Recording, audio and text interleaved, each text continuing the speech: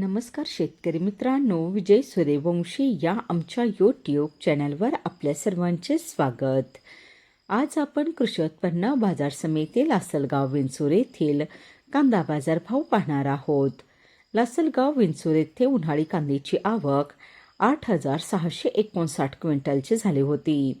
उन्हाळी कांद्याला भाव मिळाला आहे. किमान दर 700 रुपये, कमाल दर 2,600 रुपये, सर्वसाधारण दर 2,100 रुपये असे होते कृषी उत्पन्न बाजार समिती लासलगाव विंचूर येथील प्रति क्विंटलमधील कांदा बाजार भाव.